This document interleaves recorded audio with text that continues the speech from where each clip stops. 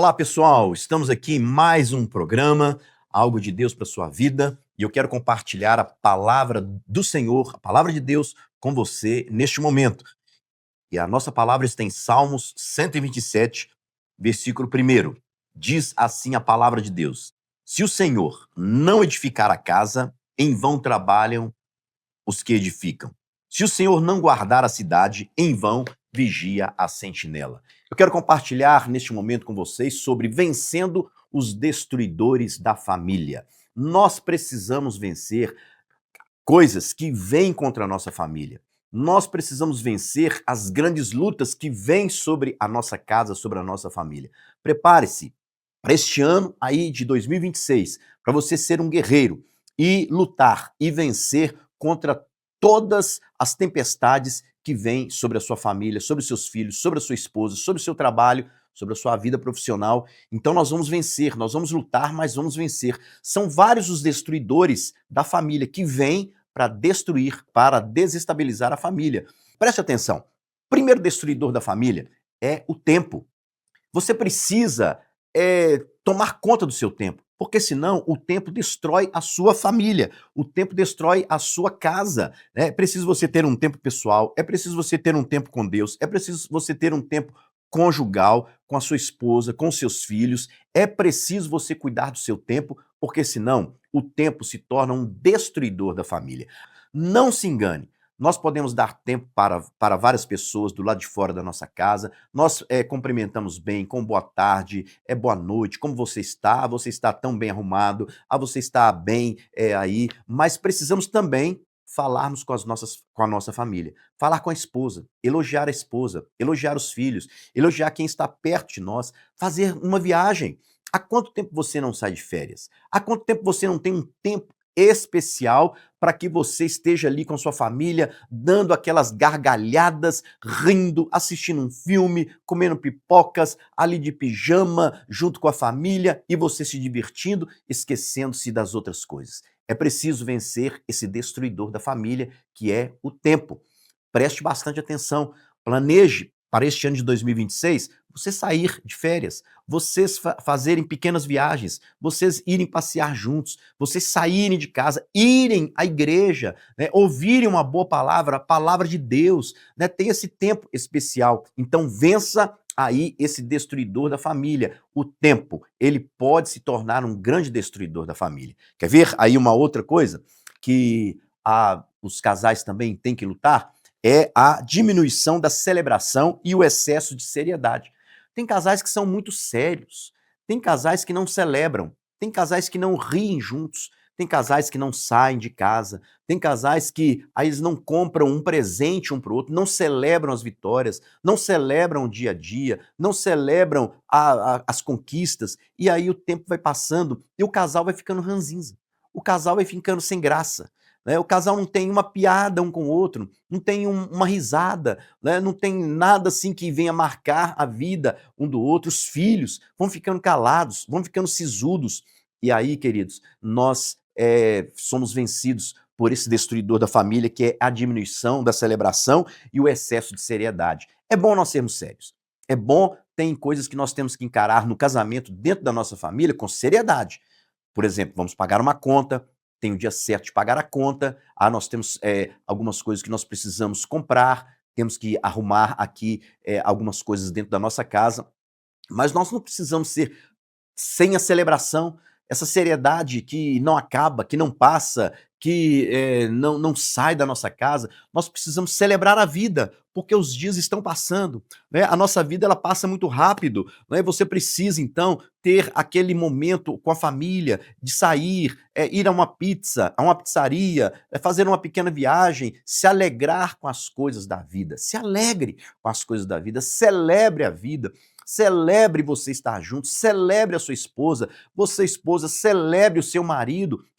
Quando muitas mulheres estão por aí procurando um homem, né, querendo um casamento, você tem um casamento, você tem filhos, você tem uma família, você tem roupas, né, aí na sua casa, você tem uma máquina de lavar, você tem um ferro elétrico. Quer dizer, vamos celebrar tudo isso, parar de reclamarmos, parar de murmurarmos.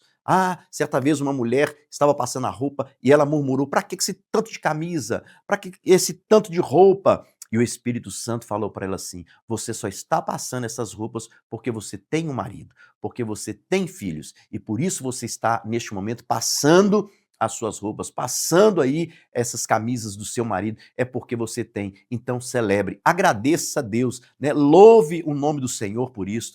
Quer ver? Um outro destruidor da família aqui que nós precisamos vencer e resolver os pequenos conflitos. São coisas do dia a dia que vão se acumulando e vão se acumulando e vira uma bola de neve, né? Conflitos, gente, todos nós que somos casados, nós temos. Qualquer casal vive conflito, seja de 1 ano, seja de 20 anos, seja de 40 ou 50 anos, sempre vamos ter conflitos na vida. O negócio é nós sabermos como nós vamos resolver esses conflitos. Como é que eu vou passar por essa fase? Como é que eu vou vencer essas pequenas coisas, essas pequenas raposinhas que entram no relacionamento conjugal, que entram na família e vão destruindo a família? Nós precisamos saber resolver os pequenos conflitos, porque o que destrói casamento não são os conflitos, mas são as crises. O que é uma crise? São pequenos conflitos que não são resolvidos. Você precisa resolver estes pequenos conflitos para que eles não virem uma crise. A crise, ela é mais difícil de ser vencida, porque a crise ela vai se tornando uma bola grande, como aquela bola de neve que começa pequenininho e lá no final está uma grande bola. E aí você precisa agora resolver essa crise, né? Era pequeno, era um conflito pequeno, era um copo dentro da pia, era uma toalha na cama, era uma criança que chorava, era uma compra, um supermercado que tínhamos que fazer juntos, era uma conta que tinha que pagar e não foi paga, e aí o casal vai se irritando um com o outro, e o que acontece? Aquele pequeno conflito tornou-se uma grande crise, e a grande crise, ela é difícil de ser vencida. Nós precisamos vencer essa crise. Você precisa saber vencer, você precisa saber quando você tem que parar e resolver esses pequenos conflitos e sair vitorioso e não deixar virar crise. Mais um destruidor da família que precisamos vencer. Sabe qual é? A ausência de Deus. Você precisa de Deus. Toda família precisa de Deus. Você não pode ficar sem Deus. Todo casal precisa buscar a Deus. Deus é essencial. Deus é o principal. Deus é aquela mola mestre que rege todas as coisas. Nós precisamos parar para irmos a um culto, ouvirmos aquilo que Deus quer falar conosco, quer falar ao nosso casamento, quer nos instruir. Você precisa parar um tempo e levar a sua família para a casa de Deus. Ali na casa de Deus, você vai ouvir instruções que vêm dos céus para a sua vida, para a sua história, para você continuar nesta caminhada conjugal. Você precisa ouvir palavras de confronto que põem você na parede e fazem com que você mude as suas atitudes, as suas palavras, as suas ações. Você precisa de Deus. Você precisa ir buscar a Deus. A ausência de Deus, ela destrói qualquer casamento. A ausência de Deus faz com que você viva crises. A ausência de Deus faz com que você diminua a celebração, faz com que você não saiba administrar o seu tempo. Você precisa buscar a Deus. Leve a sua família para a igreja. Leve a sua família onde Deus está, onde Deus possa falar com você. Não é no Mineirão, não é numa pizzaria, não é num shopping, não é lá num sítio. Não, é igreja, casa de Deus. É ali que nós paramos, nos assentamos e prestamos atenção num sacerdote, alguém que transmite a palavra de Deus, que buscou a Deus, que orou a Deus durante a semana para transmitir uma mensagem no final de semana. Faça isso, você vai ver como que as coisas mudam na sua vida e você vai vencer neste ano de 2026 todos esses destruidores de família. Tudo aquilo que se levanta contra a sua casa, contra os seus filhos, contra os seus sonhos, contra os seus projetos. Deus no começo, Deus no início, Deus no meio e Deus ao final. Deus te ama e Ele quer fazer parte da sua vida, da sua história, do seu casamento. Não se engane. Deus, ele não tem uma história de destruição para você. Pelo contrário, Deus tem uma história de vitória. Deus tem uma história de superação. Deus tem uma história de milagres. Mas busque a Ele Convide a ele para que ele entre na sua casa, na sua vida, onde você estiver, na sua empresa, nos seus negócios, para que você experimente o melhor de Deus para você. Eu quero fazer uma oração por você, pela sua casa, pela sua família e declarar a bênção do Deus Todo-Poderoso sobre você, sobre a sua casa, sobre a sua família, neste novo ano, para a glória dele mesmo. Vamos orar? Vamos buscar a Deus? Pai Santo, eu estou agora intercedendo por essas famílias que estão nos ouvindo. São homens e mulheres que precisam do Senhor. São homens e mulheres que dependem de Ti. Meu Pai, tenha misericórdia. Entra nesta casa, entra nesta vida, entra nessa história. Mude, Senhor Deus, toda essa história, toda essa trajetória, Senhor. Talvez uma trajetória de derrota, de destruição, de fracasso. Mas o Senhor agora entrou neste lar. Eles pararam diante dessa tela e estão ouvindo a tua palavra e o Senhor é o dono do milagre. E eu clamo ao Senhor neste momento, que o Senhor realize este milagre de transformação. Entra nesta casa, entra nesta vida e dê-lhes um novo coração.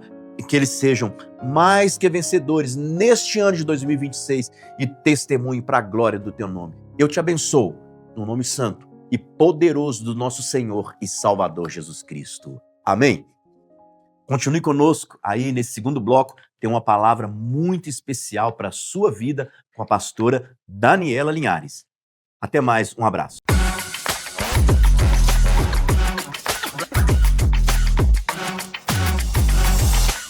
Não adianta, eu estava vendo hoje a declaração do menino, não sei se ele é coreano, japonês, foi considerado o homem mais inteligente do mundo.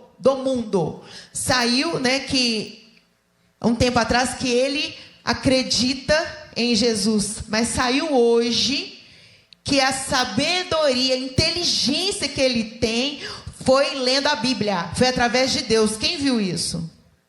Você viu, Jéssica? Foi lendo a palavra de Deus.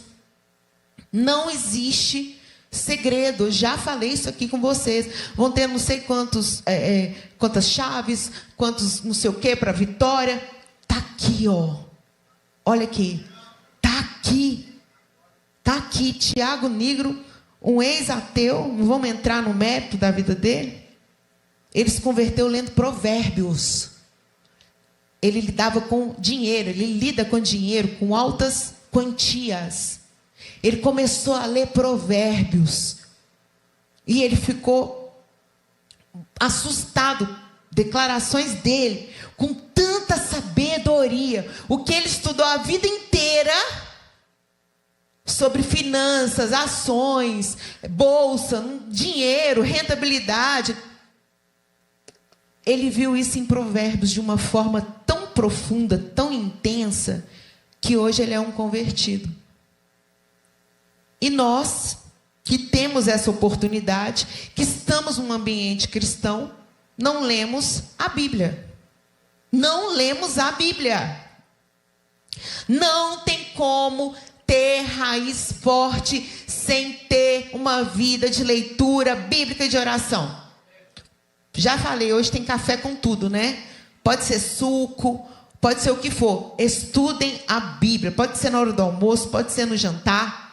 É o Senhor falando comigo, com você. Quando nós oramos, nós falamos com Deus. Mas quando nós lemos a palavra, o Senhor, Ele fala com a gente. Ele desata caminhos, Ele quebra grilhões, Ele nos indica. Aí aquela mulher vira estátua de sal. Eles vão, as filhas e Ló vão para uma colina. Pensaram que o mundo tinha acabado. Pensaram. Ah, mas por que você fez uma bobagem dessa? Ah, porque eu pensei que. Não pense, gente. Na dúvida, para. Pede ao Senhor um sinal. Pede ao Senhor para poder te direcionar. Na dúvida, não vá. Espera Deus fazer. Não fica nessa ansiedade louca, nessa angústia, não. Elas não esperaram, acharam que o mundo tinha acabado. Só tinha os 3 na face da terra. E ali elas cometem uma atitude assim, vergonhosa, absurda, mas que para elas seria sobrevivência. Elas deixam o pai, né? Embriagam o pai. Uma mantém relação com ele, engravida, depois a outra mantém relação e engravida. Olha a confusão. Desses 2 filhos dessas 2 mulheres, saíram 2 povos, os amonitas e os moabitas, que lutaram contra o povo de Israel, quase que o Velho Testamento todinho. Olha as consequências de uma infidelidade de Ló, de uma traição, de um egoísmo, e no final ele ficou sem o quê? Ele ficou sem nada. A gente não vê mais Ló sendo citado na Bíblia. A gente sabe porque tem essas histórias para contar, mas depois a gente nem escuta mais falar. Porque foi um homem que quis viver conforme os seus desejos, conforme os seus conselhos, conforme a sua sabedoria. Em Tiago diz, Tiago 13, que a sabedoria do homem, ela nos torna como bestas, animais. Pensamos que somos tão racionais, mas nos tornamos como animais com a sabedoria humana. Por isso que a gente pede a sabedoria de Deus. É por isso que você fala: Senhor, me leva para um propósito de jejum. Senhor, me leva a ter sede de estudar a Tua palavra. Senhor, eu preciso orar, eu preciso ajoelhar. Senhor, eu preciso de intimidade. E faz. Faz. Não fica postergando, não fica, faz. Para que as escolhas que você faça sejam escolhas direcionadas pelo trono da graça. Não pelo que você vê, pelo que você sente, pelo que você acha. Você não precisa ter uma vida de deslealdade. Você não precisa ter uma vida onde você engana as pessoas, onde você mente. Nasceram aqueles povos. Daqueles povos, aí a gente vê o contrário. Nasceu Ruth, uma moabita. Então ela era parente distante de Ló e das suas 2 filhas. Olha como é que contextos similares, mas atitudes completamente diferentes. Ruth foi fiel a Noemi. Ela aprendeu a amar o Deus de Noemi. Ela aprendeu a amar o Deus de Noemi, porque Noemi era uma adoradora. Foi aquilo que a gente falou semana passada. Ela agia de uma forma que nós víamos a presença do Pai nela. Aqui não fala que ela era sacerdotisa, que ela era rainha, que ela era... Não. Aqui fala que Ruth falou com ela: o teu Deus é o meu Deus. Então Ruth absorveu aquilo que aquela mulher tinha de melhor. Eu quero estar com ela. Eu vou seguir com ela. Ruth estava livre, viúva, estava liberada para seguir a vida dela. O que ela pensou? Não, eu vou ser fiel a Noemi. Noemi está voltando sozinha. Não sei o que vai acontecer com ela. Eu vi quem é o Deus de Israel. Eu vou junto. Eu vou para um lugar longe da minha terra. Eu vou para um lugar onde eu não conheço ninguém, mas eu vou ser fiel a Noemi, ao Deus dela. Não vou deixá-la nesse momento de dor, de luta. Eu vou perder contato com os meus familiares, eu vou perder minhas amigas, eu vou perder um monte de coisa. Mas eu vou, porque o que eu vejo em Noemi é maior do que tudo que eu tenho. Ela foi racional, gente. Ela foi inteligente.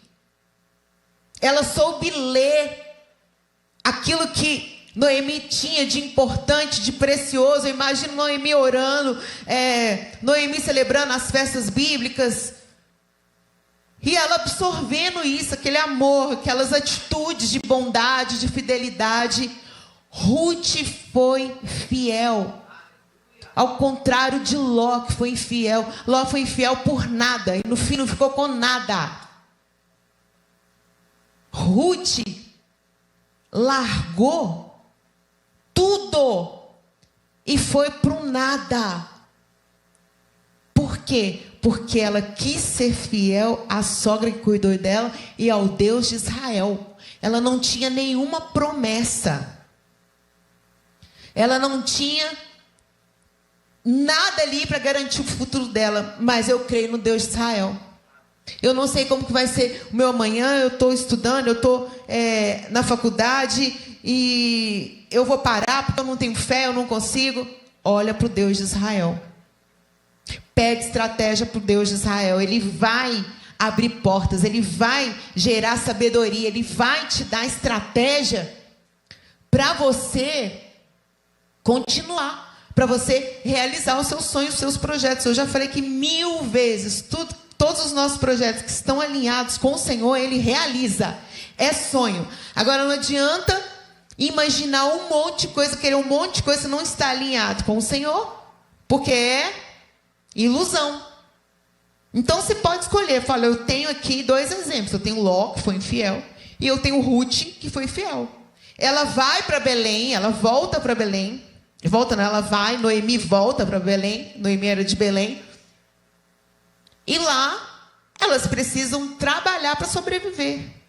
Olha o que Ruth fez. Ela foi para um lugar, ela deixou os seus e foi para um lugar de instabilidade, mas era onde tinha Deus. Era onde estava o Senhor. E ali, ela prosperou de uma forma, depois você lê, quem não conhece, ela se casou com Boaz. Boaz é uma representatividade de Jesus, pegando a sua noiva gentia, redimindo ela e casando com ela. Em tudo a gente vê vários casamentos na Bíblia. E esses casamentos, eles sempre apontam para a vinda de Jesus, para a volta do Cordeiro. Boaz foi esse resgatador. Foi esse que veio e tirou ela daquele lugar de viuvez, tirou ela daquele lugar de fome, tirou ela daquele lugar de pobreza, de escassez, e deu para ela um nome, um sobrenome. Eu profetizo Boaz nas nossas vidas, em nome de Jesus.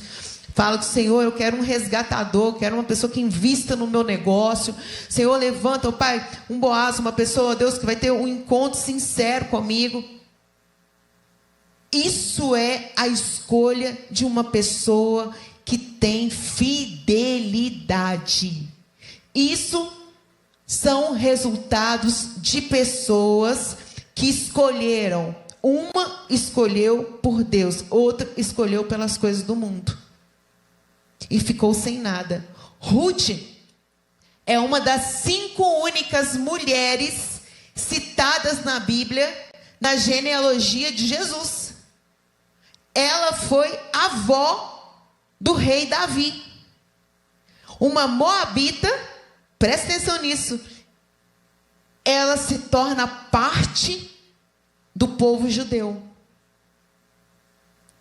Uma mulher que realmente não tinha condições de entrar na linhagem, porque ela era gentia. Mas não, Boaz se apaixonou por ela. Boaz viu graciosidade nela. É a mesma coisa com a gente não tem perspectiva, às vezes, de muitas coisas, mas Deus, Ele é o nosso marido. Deus está olhando para nós, Deus está querendo encontrar com a noiva, mas Ele quer encontrar com uma noiva com vestes limpas, uma noiva adornada, uma noiva que reflete o brilho, a glória do Senhor e que está à espera do seu amado. Imagina você está no casamento, a noiva não está esperando o noivo. Imagina você está no casamento, a noiva está extremamente mal vestida, ao invés de estar com aquele vestido branco maravilhoso, ela está com trapos. Gente, as nossas atitudes, muitas vezes elas representam isso. Desprezo com o Pai, irreverência, descaso com as coisas celestiais, falta de ética, faltar com a sua palavra, ser uma pessoa que não tem honra, uma pessoa que não cumpre com as suas promessas.